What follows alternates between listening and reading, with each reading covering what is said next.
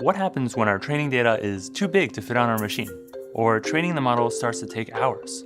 We go to the cloud, of course. When you have a lot of data, such that you can't reasonably run the training on your local machine, or the size of that data is larger than your hard drive, it's time to look at other options. One solid option is to shift the machine learning training to another computer, with access to more storage, thus freeing up your hard drive space, and allowing you to work on other things while that training is taking place. Let's break down exactly what parts need to be moved into the cloud. It's useful to think about our training as needing two primary resources, compute and storage. What's interesting here is that we don't have to tie them together quite as tightly as you might at first expect. We can decouple them, which yields specialized systems for both.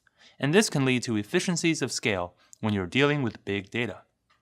Now, compute load is moved around easily enough, but the moving of large data sets, that can be a bit more involved. However, if your data set is truly large, the results are worthwhile, as it allows the data to be accessed by many machines in parallel that are working on your machine learning training job.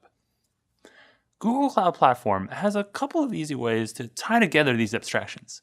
First, we'll want to make sure that our data is on Google Cloud Storage, or GCS. We can do this using a variety of tools. For the smaller to medium datasets, just use gsutil. It's a command line tool that was specifically made for interacting with Google Cloud Storage. And it supports a -m option that allows for sending multiple streams in parallel, thus speeding up your transfer job.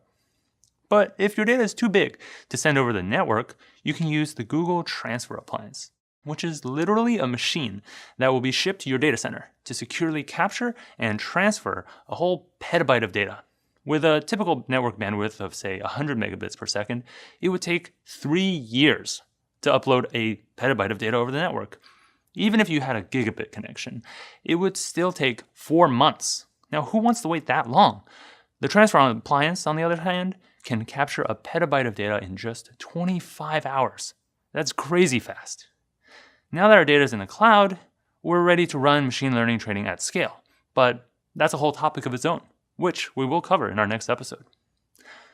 Training machine learning models on large datasets can be challenging to accomplish with limited compute and storage resources, but it doesn't have to be that way. By moving to the cloud via either gsutil or the Transfer Appliance, you can train on large datasets without any hiccups. I'm Yufeng Guo, and thanks for watching this episode of Cloud AI Adventures. On our next episode, we'll be exploring the other side of running machine learning in the cloud, the compute side. We'll even be exploring the options when it comes to GPUs. But for now, remember, when you need to do machine learning on big datasets, put your data in the cloud. Thanks for watching this episode, and if you're enjoying this series, please let me know by liking the video. And if you want more machine learning action, be sure to subscribe to the channel to catch future episodes as they come out. Thanks for watching that episode of Cloud AI Adventures. You can catch the whole series here, and if you have any thoughts and comments, feel free to leave them down below.